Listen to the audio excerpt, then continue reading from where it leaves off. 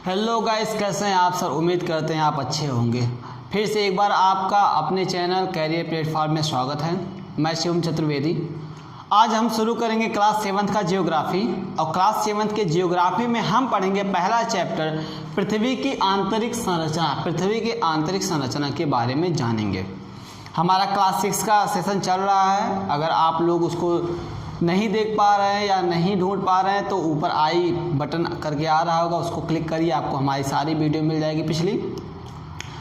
तो अब हम बात करेंगे पृथ्वी की आंतरिक संरचना के बारे में। कुछ लोग होते हैं जो सोचते हैं कि अगर हम पृथ्वी के अंदर चले जाएं, चलते चले जाएं तो क्या पाया जाएगा। ऐसा क्यूरियोसिटी होती है कुछ लोगों के मन में, क्योंकि हम पृथ्वी के बस ऊपरी भाग को देखते हैं, इसी पे निवास करते हैं। हमें उतना ही पता है जितना भूपर्वतीय पाया जाता है। उसके नीचे क्या है, कैसा है, हमें कुछ नहीं पता। तो बहुत सारे लोगों के मन में ये जानने की इच्छा होती है कि पृथ्वी के अंदर क्या होता है, कितनी गहराई पर जाने में कौन से तत्वों से मिलकर बने होते हैं, होता भी है या कुछ नहीं, या पृथ्वी पूरी तरह से खोखली है, इस टाइप का। तो चलिए आज हम उनके डाउट क्लियर करते हैं सारे, और हम स्टार्ट करते हैं हमारा क्लास 7th का पहला चैप्टर पृथ्वी की आंतरिक संरचना। तो हम इसमें पढ़ेंगे कि पृथ्वी के कितने परत होते हैं, कितने परतों में पृथ्वी हमारी बटी हुई है, उन परतों की क्या क्वालिटी है, कौन सी परत कितनी गहरी है। तो चलिए पृथ्वी का एक एग्जाम्पल और छोटा सा लेते हैं। पृथ्वी का एक एग्जाम्पल और लेते हैं। पृथ्वी जो हमारी है वो एक प्याज की तरह होती है।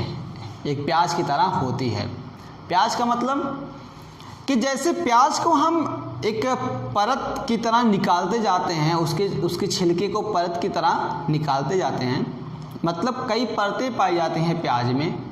उसी तरह हमारी पृथ्वी में भी कई परतें पाई जाती हैं। कई परतें पाई जाती हैं। कुछ परतें चौड़ी होती हैं, कुछ पतली होती हैं, कुछ लंबी होती है, कुछ का क्षेत्रफल ज़्यादा होता है, कुछ का क्षेत्रफल कम होता है। ठीक, तो आई थिंक प्याज से आपको पृथ्वी का एक माइंड में सेटअप बन गया होगा कि पृथ्वी में कैसी परतें पाई जाती हैं। अब हम बात कर लेते हैं इस स्ट्रक्चर की जो मैंने बोर्ड पे बना रखा है। ये स्ट्रक्चर जो आपको दिख रहा है, आप सोचते होंगे यार पृथ्वी तो ऐसा होता नहीं होगा कि पृथ्वी के सारे हम भाग को एक साथ देख लें।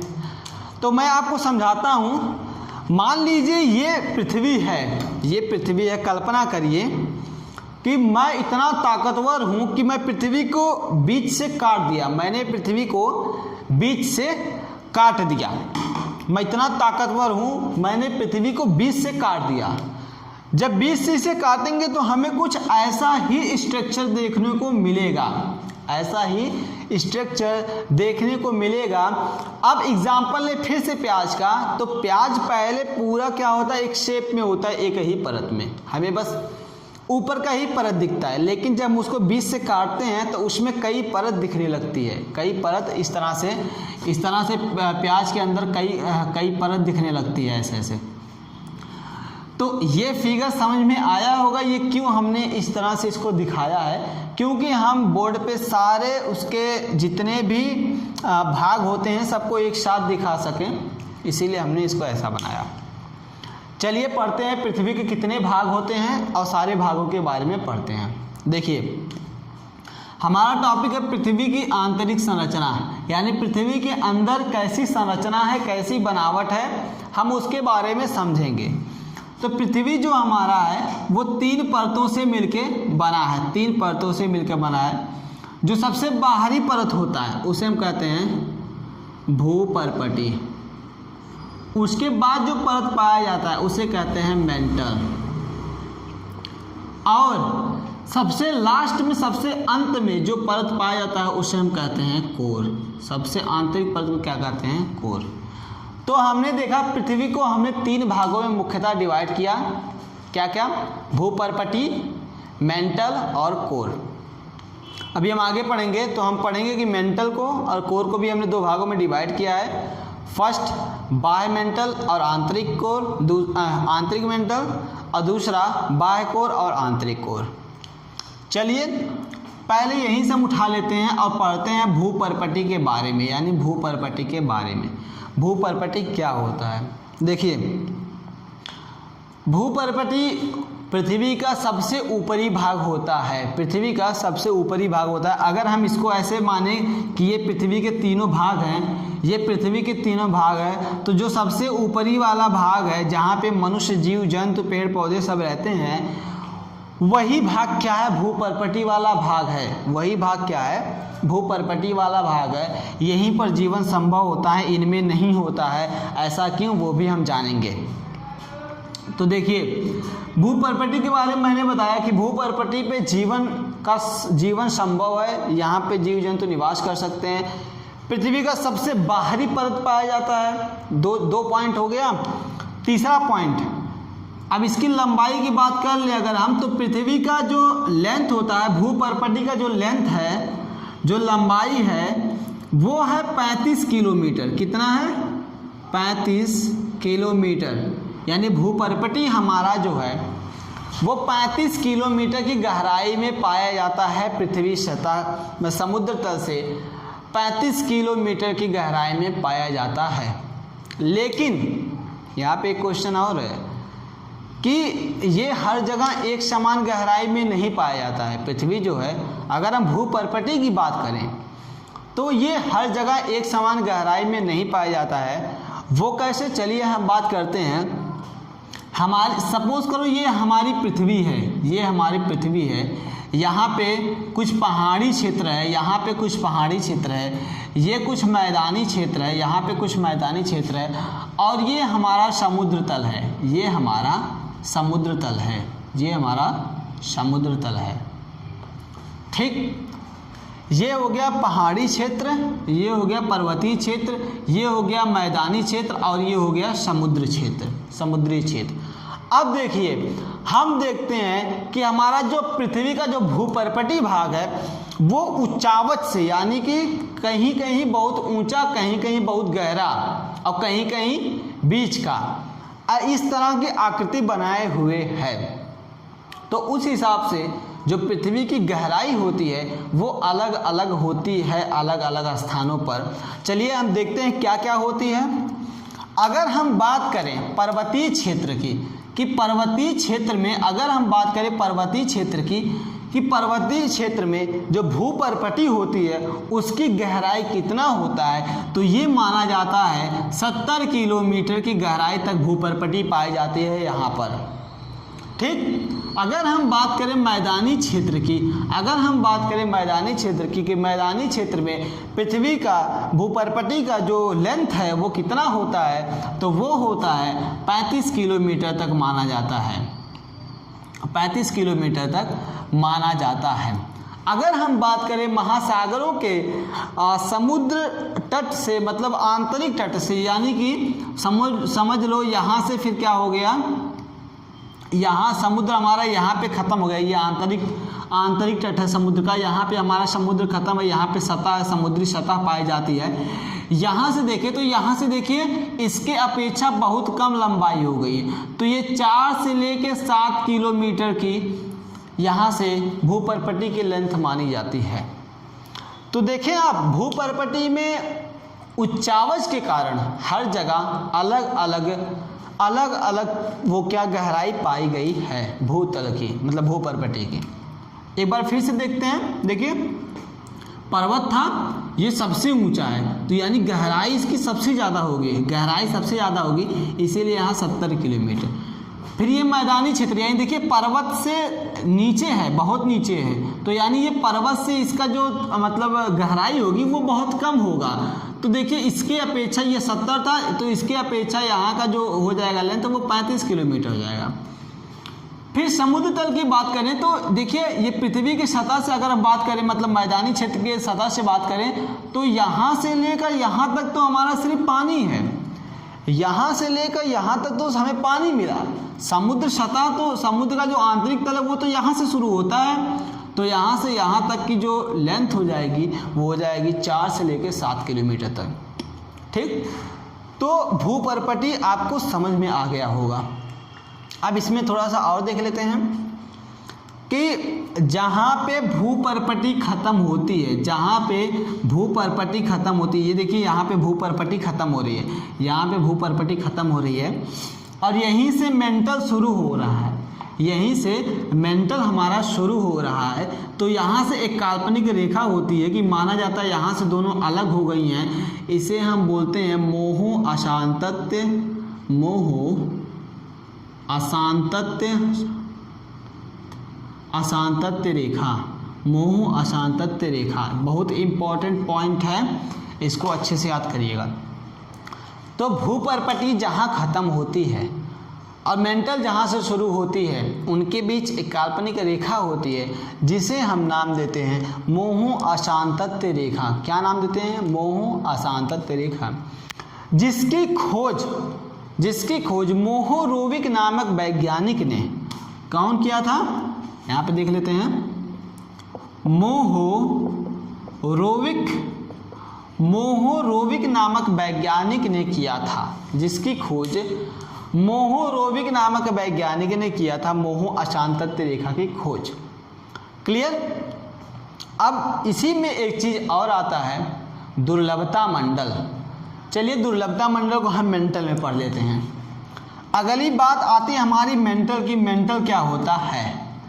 मेंटल जो है वो पृथ्वी का द्वितीय परत होता है, मतलब भूपर्पटी के बाद का जो परत आता है उसे हम कहते हैं मेंटल। तो देखिए, मेंटल को हमने दो भागों में बांटा, एक हो गया हमारा क्या, बाहरी मेंटल, और दूसरा हो गया हमारा आंतरिक मेंटल। आंतरिक मेंटल। तो अगर हम मेंटल की बात करें, तो इसके बाहरी मेंटल की जो गहराई होती है वो 700 किलोमीटर की गहराई होती है बाहरी मेंटल की। और अगर हम आंतरिक मेंटल की बात करें तो ये 2900 किलोमीटर की गहराई तक पाई जाती है। ये 2900 किलोमीटर की गहराई तक पाई जाती है। अगर हम इस तरह कह सकते हैं कि जो हमारा मेंटल होता है वह भूपर्पटी के बाद 2900 किलोमीटर और अंदर गहरे जाएं तो वहाँ पे हमें क्या मिलेगा, वहाँ तक का मेंटल का क्षेत्र मिलता है। ठीक है, अब बात कर लेते हैं दुर्लभता मंडल की, कि दुर्लभता मंडल क्या होता है।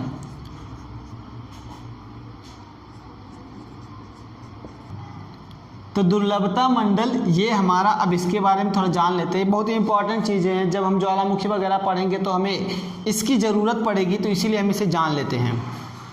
दुर्लभता मंडल क्या होता है कि जो बाहरी मेंटल का, जो हमारा बाहरी मेंटल होता है उसका ऊपरी भाग जो होता है, बाहरी मेंटल का ऊपरी भाग जो होता है उसे हम दुर्लभता मंडल कहेंगे। यानी ये वाला जो क्षेत्र होता है ये, इसे हम दुर्लभता मंडल कहेंगे। दुर्लभता मंडल कहेंगे। इसके बारे में थोड़ा सा जान लेते हैं। दुर्लभता मंडल में जो भी पदार्थ पाए जाते हैं, दुर्लभता मंडल में जो पदार्थ पाए जाते हैं वो लिक्विड फॉर्म में होते हैं। पूरा एकदम एक, मतलब कह सकते हैं हम कि किसी पदार्थ का एक खौलता रूप जो लिक्विड की तरह बह रहा है।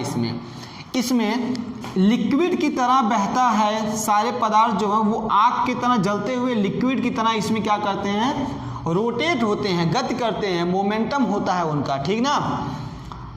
यही कारण है जब हमारे पृथ्वी पे ज्वालामुखी आता है, जो उसमें से लावा राख निकलता है, जो पिघले अवस्था में जो लावा राख निकलता है वो दुर्लभता मंडल में से ही निकलते हैं। कहने का मतलब है जो ज्वालामुखी का जो लावा और राख का जो स्रोत है, जो ये चीज़ें निकलती हैं वो कहाँ से आती हैं? वो ना भूपर्पटी से आता है और ना ही कोर से आता है, वो निकलता है दुर्लभता मंडल से। दुर्लभता मंडल जो कि स्थित है कहाँ पे, हमारा मेंटल में, बाहरी मेंटल में। ठीक, क्लियर हो गया दुर्लभता मंडल? और भी इसके बारे में जानेंगे, लेकिन अभी हम क्लास 7वीं के एनसीईआरटी के हिसाब से पढ़ रहे हैं तो इतना ही जानते हैं। ठीक, तो अब देख लेते हैं कि भूपर्पटी को एक नाम से और जानते हैं और मेंटल को भी एक नाम से और जानते हैं। भूपर्पटी को हम बोलते हैं सियाल, और मेंटल को हम बोलते हैं सीमा। इसका एक उपनाम हम समझ लेते हैं कि इसका एक उपनाम है कि मेंटल को हम बोलते हैं 1 मिनट हम मिटा देते हैं फिगर। तो चलिए देखते हैं। भूपर्पटी को हम बोलते हैं सियाल, और मेंटल को बोलते हैं सीमा, और कोर को बोलते हैं निफे। इनकी मीनिंग समझ लेते हैं। ये जो है हम कह सकते हैं कि पृथ्वी को हम ये इन परत के नाम से भी बुला सकते हैं, लेकिन किस आधार पर, क्यों हम बुलाएंगे इस नाम से?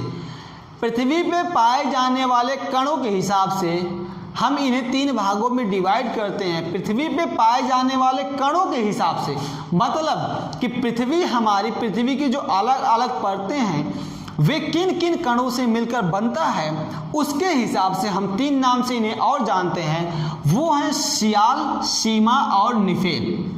देखते हैं सियाल का मतलब क्या होता है। सियाल का मतलब होता है सिलिका और प्लस एल्यूमिनियम, ठीक ना, एल्यूमिनियम। तो सी का मतलब हो गया सिलिका और याल का मतलब याल से लेते हैं एल्यूमिनियम। तो जो पृथ्वी का जो भूपर्पटी होता है, पृथ्वी का जो भूपर्पटी है वे सिलिका और एल्यूमिनियम से मिलकर बने होते हैं। क्लियर? अब बात करते हैं सीमा की कि सीमा का क्या मतलब होता है। तो सी का मतलब हो जाएगा सिलिका, सेम वही चीज सिलिका, और मा का मतलब हो जाएगा मैग्नीशियम,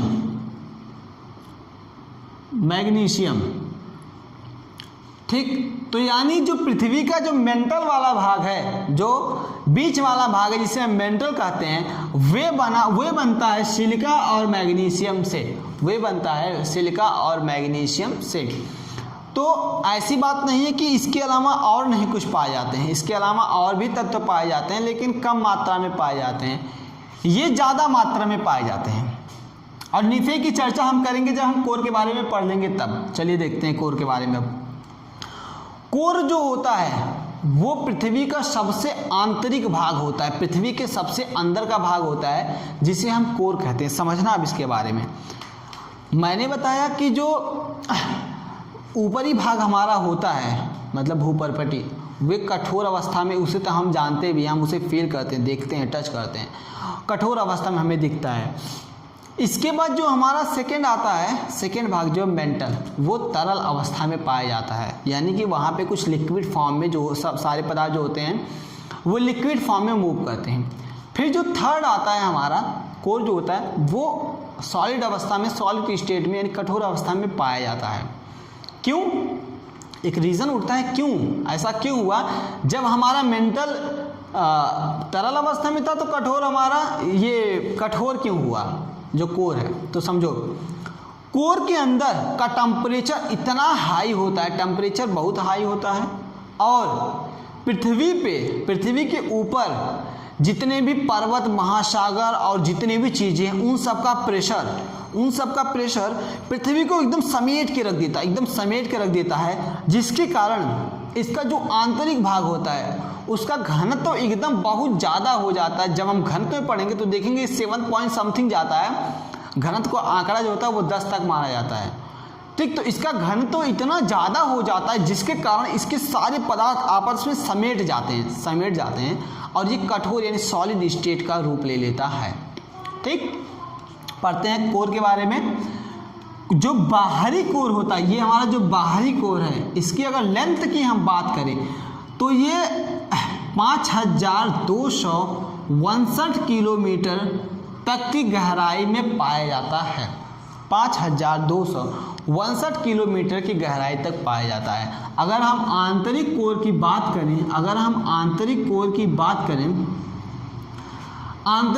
बात करें तो इसकी गहराई जो हो जाएगी 6371 किलोमीटर इसकी गहराई होती है।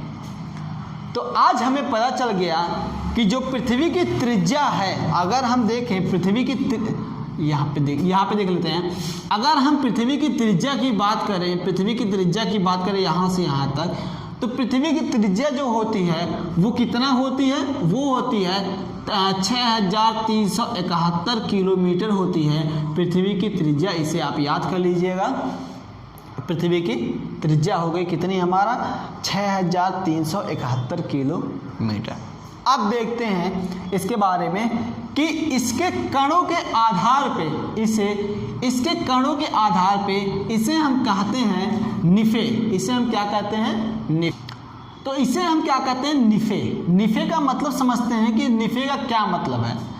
तो नी का मतलब जो हो जाएगा, नी का मतलब जो हो जाएगा वो हो जाएगा नियान, वो हो जाएगा नियान। और फे का मतलब हो जाएगा फेरेनियम यानी लोहा, या फे यानी लोहा, आयरन, ठीक ना। तो ये हो गया, सॉरी निया नहीं, निकिल इसको बोलते हैं, निकिल। निकिल और लोहा यानी आयरन से मिलकर बना होता है जो हमारा कोर होता है। तो अब हम कक्षा 7वीं के हिसाब से पृथ्वी के आंतरिक संरचना में जितनी सारी चीज़ें थी उसको हमने कवर कर लिया। एक बार रिवीजन के तौर पे एक मैंने और फिगर इंक्लूड किया है, उसके बारे में जान लेते हैं ताकि आप लोगों का ये टॉपिक पूरा अच्छी तरह से क्लियर हो जाए। तो आइए रिवीजन मार लेते हैं फटाफट।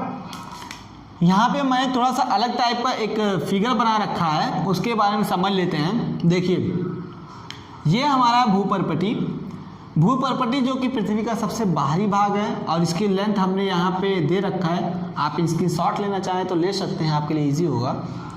जिसकी लेंथ हो गई है, जो एवरेज लेंथ मानी गई है वो 35 किलोमीटर है। एक एवरेज लेंथ अगर माने हम 35 किलोमीटर की मानी गई है। फिर इसके बाद आता है ऊपरी मेंटल, ऊपरी मेंटल जिसकी लेंथ मानी गई है 700 किलोमीटर तक। फिर आता है आंतरिक मेंटल, ये क्या हमारा, ये है आंतरिक मेंटल, आंतरिक मेंटल जिसकी लेंथ हम माने हैं 3200 किलोमीटर तक। फिर आता है बाय मेंटल, बाय कोर जिसकी लेंथ जो हमारी हो जाती है ये यहाँ से यहाँ तक का बाय कोर है 5259 किलोमीटर। फिर आता है हमारा आंतरिक कोर और पृथ्वी का सबसे अंदर का भाग, इसका जो हमारा लेंथ हो जाएगा 6371 किलोमीटर। तो पृथ्वी के एक संरचना के हिसाब से हमने काफ़ी अच्छी चीज़ें कलेक्ट की है। तो इसको आप रिवीजन करिए, इसमें किसी भी तरह का डाउट हो तो आप हमसे पूछ सकते हैं। इसके बाद जब हम इसे 12th में पढ़ेंगे, 12th में इसके बारे में बहुत ज़्यादा विस्तार से दिया गया है, इस टॉपिक के बारे में बहुत ज़्यादा विस्तार से दिया गया है। तो आज की वीडियो हम यहीं पर ख़त्म करते हैं। आई होप आप सबको पसंद आया होगा और समझ में आया होगा। अगर पसंद आए, समझ में आए, प्लीज़ कमेंट करिए, लाइक करिए, शेयर करिए, सब्सक्राइब करिए। Thank you so much.